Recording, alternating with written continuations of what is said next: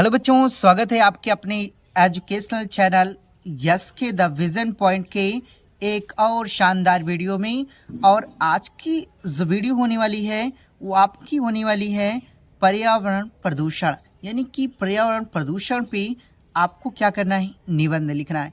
तो आप इसे परीक्षा में कैसे लिखेंगे, और बच्चों यही तरीका हम आपको इस वीडियो में बताने वाले हैं, ठीक। और वो भी बेहद ही आसान और सरल शब्दों में, ठीक। तो आपको एग्जाम में लिखना कैसे है, आइए इस वीडियो में हम देखते हैं। देखिए बच्चों, सबसे पहले आपको कहेगा कि आप क्या करिए, पर्यावरण प्रदूषण पर क्या करिए, निबंध लिखिए, ठीक। तो आपको एग्जाम में करना क्या है, आपको एग्जाम में करना ये है कि देखिए, अगर आप पर्यावरण प्रदूषण के बारे में लिख रहे हैं या अन्य किसी और टॉपिक के बारे में जब भी आप निबंध लिखिएगा तो आप करिएगा ये कि जिसके बारे में कहेगा तो आपको उसको सबसे पहले हेडिंग में लिख लेना है, ठीक। जैसे ही हमने देखिए पर्यावरण प्रदूषण पे हम ये निबंध लिख रहे हैं तो आपको क्या करना है कि सबसे पहले पर्यावरण प्रदूषण यानी कारण एवं निवारण, ठीक, इस हेडिंग को आपको ब्लैक पेन से क्या करना है, लिख लेना है, ठीक। और ब्लैक पेन से लिखने के बाद आपको जो करना है, सबसे पहली चीज आपको लिखना है रूपरेखा, ठीक। यानी रूपरेखा में क्या लिखना है बच्चों कि देखिए, आप इस निबंध में जितनी भी हेडिंग आपको क्या करना है, लिखना है, वो चीज किस में लिखा जाता है, रूपरेखा में, ठीक। तो आपके जो पहले देखिए रूपरेखा में जो पहली हेडिंग होगी क्या होगी, प्रस्तावना, ठीक, प्रस्तावना होगी। उसके बाद दूसरी जो हेडिंग होगी प्रदूषण के प्रकार, ठीक, प्रदूषण की क्या होगी, प्रकार। और तीसरी जो हेडिंग होगी बच्चों ये प्रदूषण के कारण, प्रदूषण के कारण। और जो चौथा है, चौथी हेडिंग होगी आपकी होगी प्रदूषण से नुकसान, यानी कि प्रदूषण के क्या क्या नुकसान हैं, ठीक। और जो पांचवी हेडिंग होगी आपकी उपसंहार, ठीक। और इसमें जैसे उपसंहार में क्या होता है बच्चों कि इसमें लिखा जाता है जैसे कि प्रदूषण को रोकने के उपाय, ठीक, यानी कि कैसे हम पर्यावरण प्रदूषण को क्या कर सकते हैं, रोक सकते हैं, ठीक। तो आपको रूपरेखा में इतना क्या करना है, लिखना है। उसके बाद देखिए, आप उसके बाद जो सबसे पहली हेडिंग होगी आपकी वो क्या लिखना है, प्रस्तावना लिखना है, ठीक। क्या लिखना है बच्चों, प्रस्तावना लिखना है। और इसमें लिखना क्या है आपको, देखिए इसमें आपको लिखना है कि प्रस्तावना में कि जब वातावरण में कुछ हानिकारक तत्व आ जाते हैं, यानी कि जब वायुमंडल में या कह लें कि वातावरण में कुछ हानिकारक तत्व आ जाते हैं तो वातावरण दूषित हो जाता है। तो वातावरण क्या होता है, दूषित हो जाता है, जिससे जीवधारियों का जीवन संकट में पड़ जाता है, कि जिससे कि सभी जीवधारियों का जो जीवन है वो संकट में क्या होता है, पड़ जाता है। और इस समस्या को पर्यावरण प्रदूषण कहते हैं, ठीक। इसे ही क्या कहा जाता है बच्चों, पर्यावरण प्रदूषण। देखिए कहने का मतलब ये है कि जब वातावरण में कुछ हानिकारक तत्व आ जाते हैं तो वातावरण क्या हो जाता है, दूषित हो जाता है, जिससे जीवधारियों का जीवन संकट में पड़ जाता है। और इस समस्या को ही पर्यावरण प्रदूषण कहते हैं, ठीक। उसके आगे लिखना है कि जनसंख्या वृद्धि के कारण पर्यावरण प्रदूषण की समस्या दिन प्रतिदिन बढ़ती जा रही है, यानी कि अत्यधिक जनसंख्या होने के कारण जो पर्यावरण प्रदूषण की समस्या है वह दिन प्रतिदिन बढ़ती जा रही है।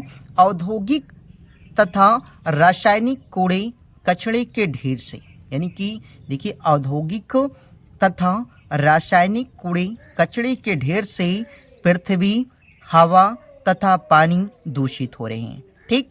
तो आपको इतना किस में लिखना है बच्चों, प्रस्तावना में, ठीक। उसके बाद देखिए दूसरी जो हेडिंग आपको लिखनी थी, क्या लिखनी थी, प्रदूषण के प्रकार, ठीक। तो आपको यहाँ हेडिंग लिखना है, देखिए आपको जो दूसरी हेडिंग लिखना है वो लिखना है प्रदूषण के प्रकार, ठीक। देखिए प्रदूषण के प्रकार लिखना है। और इसमें आपको लिखना क्या है, देखिए इसमें आपको लिखना है कि आज के वातावरण में प्रदूषण निम्न रूपों में दिखाई पड़ता है, यानी कि आज का जो वातावरण चल रहा है या वातावरण है उसमें निम्न रूपों में जो प्रदूषण है वह क्या करता है, दिखाई देता है। तो पहला आपको लिखना है कि वायु प्रदूषण, ठीक, वायु प्रदूषण, दूसरा जल प्रदूषण और तीसरा क्या हो जाएगा, ध्वनि प्रदूषण। ठीक, तो इतना आपको क्या करना है, इन तीनों को लिख लेना है। उसके बाद बच्चों आपको क्या करना है कि देखिए, आपको जो सबसे पहले इसमें हेडिंग लिखना है, क्या लिखना है, वायु प्रदूषण। ठीक, तो आगे देखते हैं इसके। देखिए बच्चों, सबसे पहले आपकी जो हेडिंग होनी चाहिए, क्या होनी चाहिए, वायु प्रदूषण। ठीक, इसमें होगी। और इसमें वायु प्रदूषण में आपको क्या लिखना है, देखिए, वायु प्रदूषण वह स्थिति है, वायु प्रदूषण वह स्थिति है जिससे वायुमंडल में हानिकारक गैसें, धूल, धुआं और अन्य विषैले कणों का अत्यधिक स्तर हो जाता है। इनका अत्यधिक क्या हो जाता है, स्तर हो जाता है, जो न केवल पर्यावरण बल्कि जीव जंतुओं और मानव स्वास्थ्य के लिए भी हानिकारक होते हैं ना।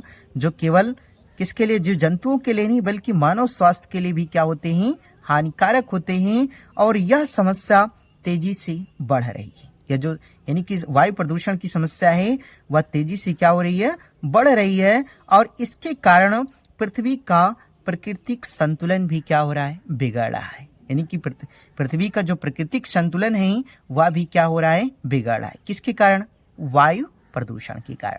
ठीक, तो आपको बच्चों इसमें इतना ही क्या करना है, लिखना है। बहुत ज़्यादा आपको लिखने की आवश्यकता नहीं है, तो आपको इसमें क्या करना है, थोड़ा सा इतना लिखना है। उसके बाद बच्चों देखिए, उसके बाद दूसरी जो हेडिंग आप लिखिएगा, उसमें आप लिखिएगा, देखिए, जो दूसरी हेडिंग है आपकी होगी जल प्रदूषण।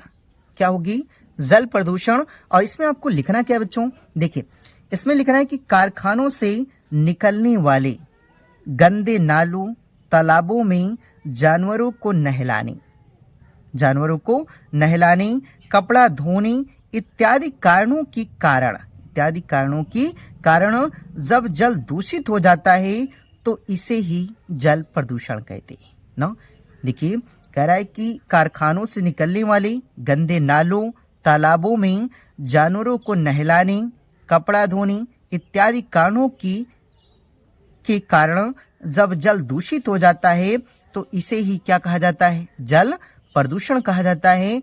और यह न केवल मानव के लिए बल्कि समस्त जैव विविधता के लिए भी एक गंभीर खतरा है। यानी मानव के लिए नहीं बल्कि इस संसार में जितने भी जीव यानी कि जीवधारी हैं या कह लेंगे प्राणी हैं, सबके लिए एक गंभीर क्या है, खतरा है।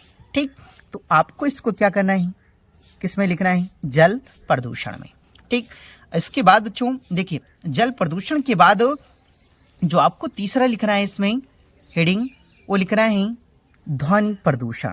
ठीक, यानी कि प्रदूषण के प्रकार में ही जो तीसरी हेडिंग आपको लिखना है, क्या लिखना है, ध्वनि प्रदूषण। और इसमें आपको लिखना क्या है, देखिए, मोटर कार, जेट, विमान, लाउड स्पीकर तथा मशीनों की तीव्र ध्वनि के कारण ध्वनि संतुलन क्या हो जाता है, बिगड़ जाता है। यानी कि जो संतुलन है वह क्या हो जाता है, बिगड़ जाता है। और जिसका प्रभाव लोगों के मानसिक संतुलन पर पड़ता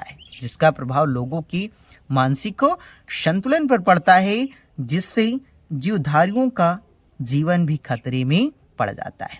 ठीक, देखिए, मोटर, कार, जेट, विमान, लाउड स्पीकर तथा मशीनों की तीव्र ध्वनि के कारण न कि ध्वनि संतुलन यानी कि जो संतुलन है वह लोगों का क्या हो जाता है, बिगड़ जाता है, जिसका प्रभाव लोगों के मानसिक संतुलन पर पड़ता है। ठीक, और जिससे जीवधारियों का जीवन भी खतरे में पड़ जाता है। ठीक, तो इतना बच्चों आपको किस में लिखना है, ध्वनि प्रदूषण में।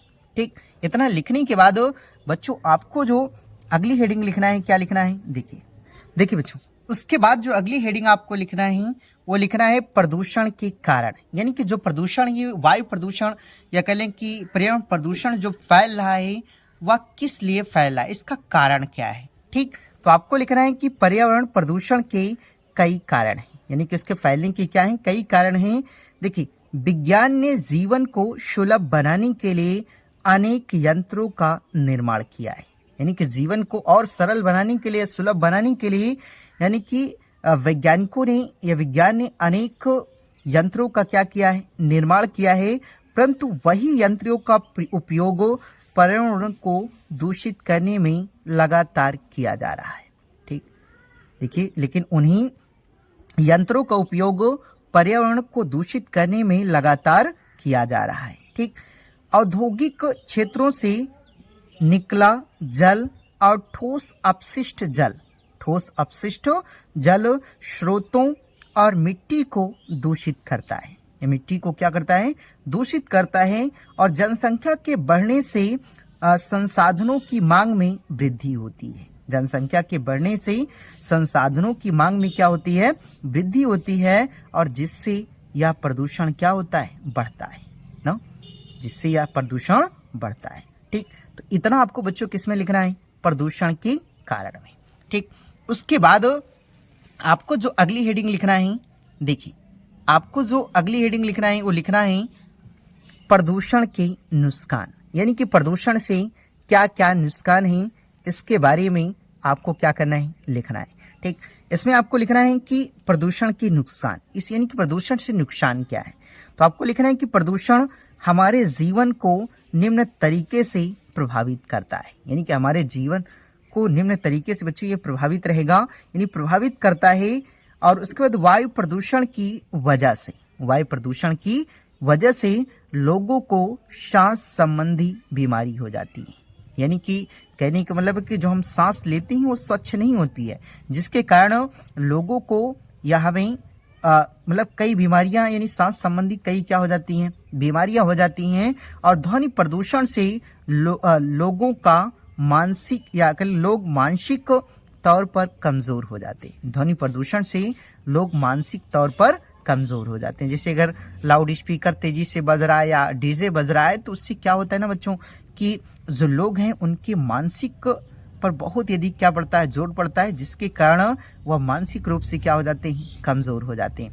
तथा जल प्रदूषण के कारण लोगों के पेट में अनेक बीमारियां क्या होती हैं? उत्पन्न हो जाती हैं। यानी कि हम अगर दूषित जल पीते हैं तो हमारी पेटों में या कह लें कि बहुत अधिक, यानी कि बहुत सारी बीमारियां क्या हो जाएंगी? उत्पन्न हो जाएंगी। यही प्रदूषण की क्या है? नुकसान है। ठीक, तो आपको इतना किस में लिखना है? प्रदूषण के नुकसान में। ठीक, उसके बाद देखिए बच्चों, आपकी जो सबसे लास्ट हेडिंग होगी वो होगी उपसंहार। ठीक, और इसमें आपको लिखना क्या है? देखिए, इसमें आपको लिखना होता है कि जैसे ये जो पर्यावरण प्रदूषण है या वायु प्रदूषण है, जल प्रदूषण है, इन सभी को रोकने के लिए हमें क्या कदम उठाने चाहिए। ठीक, यही चीज़ आपको इसमें क्या करना है? लिखना है। तो आपको लिखना है कि प्रदूषण की समस्या को कम करने के लिए हम सबको अधिक से अधिक वृक्षारोपण करना चाहिए। अधिक से अधिक क्या करना चाहिए? वृक्ष लगाना चाहिए। भाई देखिए बच्चों, जितने ही हम क्या करेंगे? वृक्ष लगाएंगे, उससे हमें क्या होगी? ताज़ी स्वच्छ हवा मिलेगी, जिससे प्रदूषण की समस्या भी क्या होगी? कम होगी। ठीक, उसके बाद जिससे वायु प्रदूषण क्या होगा? कम होगा। यानी कि अधिक से अधिक पेड़ लगाएंगे तो इससे क्या होगा कि जो वायु प्रदूषण है वह क्या हो जाएगा? कम होगा। ठीक, इसके आगे देखते हैं। इसके बाद थोड़ा सा और आपको लिखना था कि देखिए, जल प्रदूषण को रोकने के लिए हमें कारखानों, घरों का दूषित नाला नदियों, तालाबों में नहीं मिलाना चाहिए ना। कि जल प्रदूषण को रोकने के लिए मतलब हमें कारखानों, घरों का दूषित नाला नदियों, तालाबों में नहीं मिलाना चाहिए। इसके साथ साथ ठीक, और उसके बाद और हमें शवों को भी जल में प्रवाहित नहीं करना चाहिए। यानी कि जो शव होते हैं, मृत शव होते हैं, उनको भी लोग क्या करते हैं कि नदियों में प्रवाहित कर देते हैं। तो हमें ऐसा नहीं करना चाहिए। ठीक, यानी कि अगर हम शवों को या कोई जानवर है अगर उन्हें पानी में ना नहलाएं तो इससे भी क्या कर सकते हैं? हम जल प्रदूषण को कम कर सकते हैं। ठीक, उसके बाद ध्वनि प्रदूषण को रोकने के लिए हम साउंड, लाउड स्पीकरों का प्रयोग भी कम करना चाहिए। यानी करना चाहिए, लेकिन यानी कि ना के बराबर हमें इन सभी का क्या करना चाहिए? प्रयोग करना चाहिए। ठीक, और अगर इतना हम करते हैं बच्चों तो क्या होता है कि जो ध्वनि प्रदूषण है ना, वह भी क्या हो जाएगी? कम हो जाएगी। ठीक, तो बच्चों आपको देखिए, पर्यावरण प्रदूषण जो कि आपकी क्लास 12th के लिए ये सबसे इम्पोर्टेंट आपका निबंध रहेगा। तो आप बच्चों इसे अच्छी से एकदम तैयार कर लीजिएगा 2025 बोर्ड एग्ज़ाम के लिए। क्योंकि बच्चों ये ऐसा कोई भी साल नहीं होता है कि जिस साल ये आपके एग्ज़ाम में ना पूछा जाता हो। ठीक, तो आप इसे विधिवत 1 या 2 बार पढ़ करके अच्छे से तैयार कर लीजिएगा, ताकि जब आप बोर्ड परीक्षा में लिखें तो आपको लिखने में कोई भी दिक्कत ना हो। लेकिन बच्चों वहाँ पे आपको थोड़ा-सा ये बात का ध्यान रखना है कि आपको वहाँ पे सिर्फ ब्लैक पेन यानी कि सिर्फ ब्लैक यानी कि स्केच का ही प्रयोग करना है। आप ध्यान रखिएगा, आपको न नीले से लिखना है, न पीले से लिखना है, न बैगनी से लिखना है, न लाल से लिखना है, यानी किसी भी कलर से नहीं लिखना है। अगर आपको हेडिंग एग्ज़ाम में लिखना है तो हेडिंग डालना है तो सिर्फ आपको ब्लैक पेन से या स्केच से ही क्या करिएगा, लिखिएगा। ठीक बच्चों, अगर आप इतना लिखते हैं तो मुझे पूर्ण विश्वास है कि आपको पूरी की पूरी नंबर एग्जामिनर इसमें देगा। तो आई होप बच्चों कि आपको यह वीडियो पसंद आई होगी। और बच्चों अगर आपको यह वीडियो पसंद आई है तो इस चैनल को लाइक, सब्सक्राइब और शेयर करना ना भूलें, ताकि बच्चों मेरी कोई भी वीडियो हो वो आप तक सबसे पहले पहुंचे। तो मिलते हैं एक नई वीडियो के साथ, तब तक के लिए जय हिंद।